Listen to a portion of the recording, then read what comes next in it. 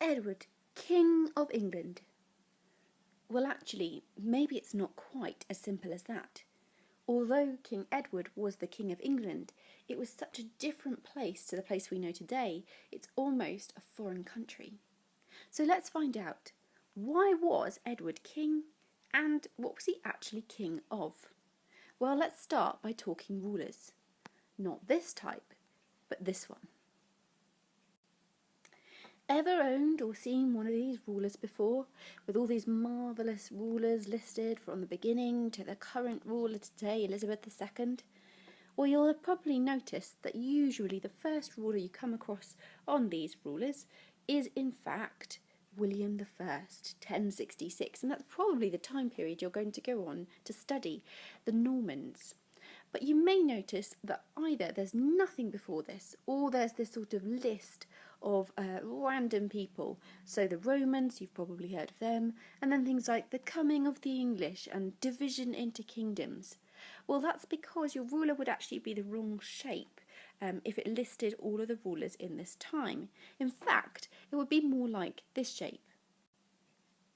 And that's because this time period in between the Romans and William I on your ruler saw a number of different kingdoms being ruled at the same time within England, or what we know today as England. And your ruler would look a little bit rubbish, because if you tried to draw a straight line, it would come out looking like this. So that's no good. Let's get rid of this rubbish commercial ruler and figure out what England was really like at this time then. Not with one king, but with many. So then, what did England, or not England, look like at the time of the wobbly line, the Anglo Saxons? Well, it actually looked something like this. There were a number of different kingdoms, 6 main ones: Wessex, Kent, Essex, where London is today, East Anglia, Mercia and Northumbria, and the most powerful of these kingdoms was Mercia. And each one of these kingdoms had its own king or ruler. One of the most famous of all that you've probably heard of is Alfred the Great. So who actually was Alfred the Great, and what did he rule? Well, in the 9th century, so the 800s, the kings of Northumbria, Mercia, East Anglia, Essex, Kent, Wessex, the rulers of all of these places were happily getting along with life in each of their own separate kingdoms, when along came the Vikings. The Vikings were interested in invading the Anglo-Saxon kingdoms because of the things that were there. One thing they liked the sound of was the sheep. Wool was a really good, valuable commodity. Also, they wanted to mine or take from the earth and the soil of the country other things that I can't really so easily draw as this wonderful sheep, like iron and copper. So the Vikings invaded. And in fact, they took over Northumbria, Mercia, East Anglia, Essex, and also Kent. But not, notably, Wessex. Wessex was the remaining Anglo-Saxon kingdom that was not taken over by the Vikings in the 9th century. And it was this kingdom that was ruled by Alfred the Great, hence his name. In fact, Alfred the Great's legacy of defeating the Vikings and keeping them out of Wessex was continued not only by himself but by his sons and grandsons, who not only defeated the Vikings and kept them out of Wessex, they also managed to defeat the Vikings in areas of Mercia and East Anglia, all by the mid-10th century, so the 950s.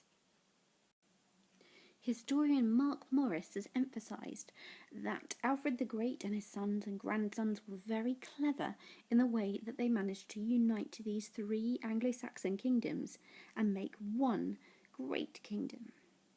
They did this, he says, by taking care not to be seen as conquerors. Instead, what they were doing was urging people in Mercia, East Anglia and Wessex to forget the differences between the 3 kingdoms, and they tried to get the people in these 3 kingdoms to focus on what they actually had in common, and that was their religion, which was Christianity, the language that they spoke.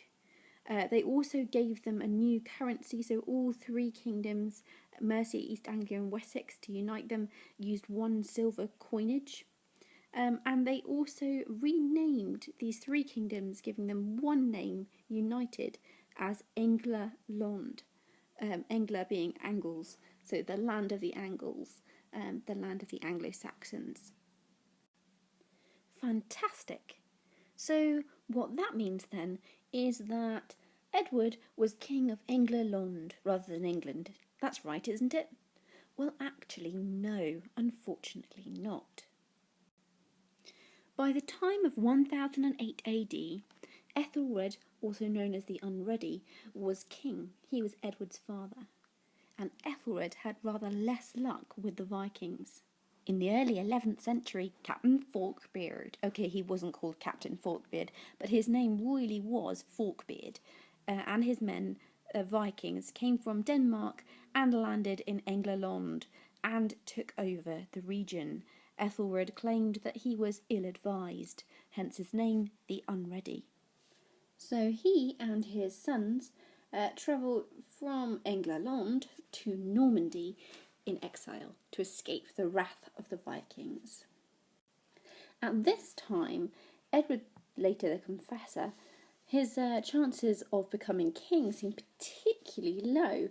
Hence the question, why was Edward king? Not only because England had been taken over by Forkbeard and the Vikings, but also because Edward was not the only one of Ethelred's sons. In fact, he had 6 older brothers and 1 younger brother.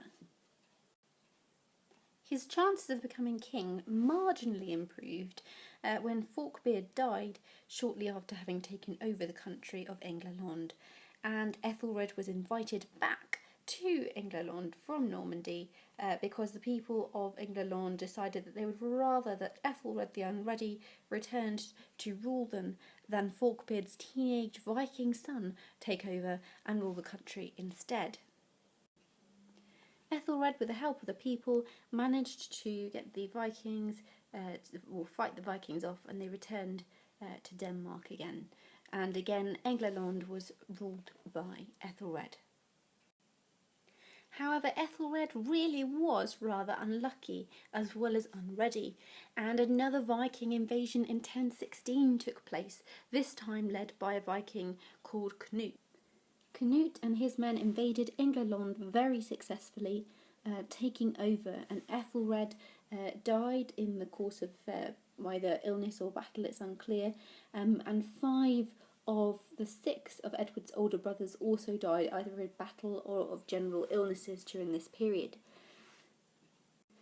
And Edward and his younger brother Alfred decided to take this opportunity to flee England back to Normandy again in around 1014. This was actually when they realised this was all going on, to escape the Vikings and Canute, because they knew that if they were caught and seen as a possible alternative heir to the throne, they might lose their lives.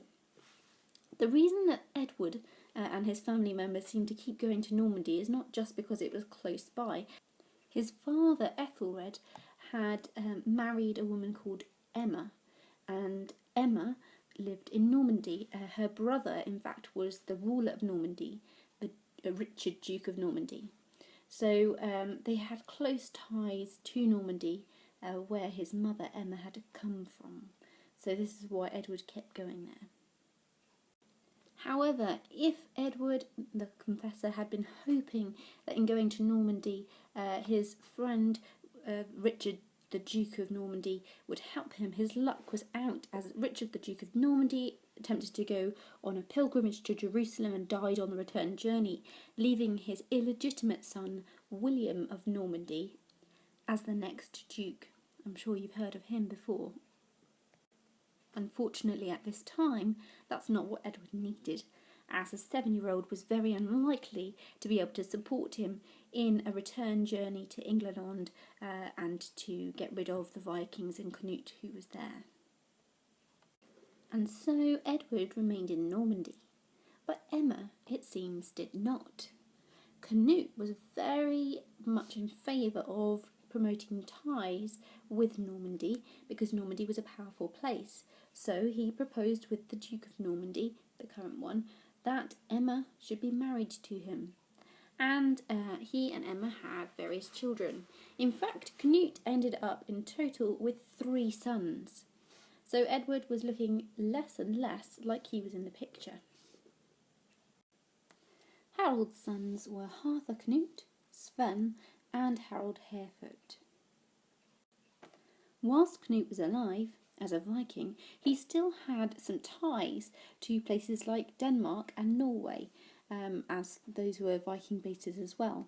And Canute wanted to stay in England, so he sent 2 of his sons to rule on his behalf in those places. So he sent Harthacnut to rule in Denmark for him, and Sven to rule in Norway for him, leaving only Harold Harefoot as his son actually remaining with him in England. Now, at this time, it's worth noting that when a king died, it wasn't necessarily his firstborn son that became the next king. In fact, it was whoever the king had appointed or said should be next in line to the throne who would become the next king. And when Canute died, he hadn't made it clear which of his sons, if it was indeed his sons, he wanted to become the next king. So there was rather confusion. Sven didn't seem particularly interested in ruling England. He was quite happy in Norway, and that only led Harold and Harthacnut. Harthacnut, again at the time, seemed quite happy to remain in Denmark, and so that only really seemed to leave the obvious answer as being Harold Harefoot. Although actually at the time there was a little bit of a split. The people of Wessex wanted Harthacnut to return to rule them, and most of the rest of England wanted Harold to rule them as he was already there. It was decided that if Harthacnut did return, then he could be ruling in Wessex, but he didn't actually do this whilst Harold was alive. So it was that Harold ruled England. Still, it doesn't look very likely that Edward would ever return to become king, since there was a current king on the throne, and even if he had no sons, he had a brother who might return to rule England in his place. So why was it that Edward became king? Well, Edward still had one remaining tie to England, even though for a very long time he'd been in Normandy, and that was Harold Harefoot was in England ruling, but Emma was still there, and Emma was his mum. Now, when Harold Harefoot died, the next person to become king was Harthacnut.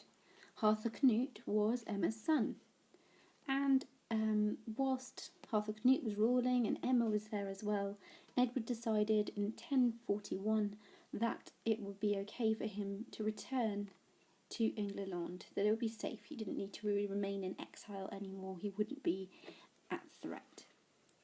And shortly afterwards, Harthacnut died. Actually, there are some question marks over how Harthacnut died. It's possible that he was poisoned at a wedding feast. But however it happened, Edward the Confessor now was actually in England and seemed the most likely candidate to become the next King of England. And it was in 1042 that Edward the Confessor became King of England, finally. So, why was Edward king? Well, the answer seems clear. Emma, his mother, gave him a link to England that continued throughout this time of turbulence with Vikings invading.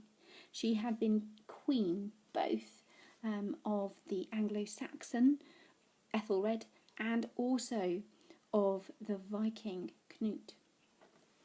So Emma gave him strong ties that lasted throughout this time.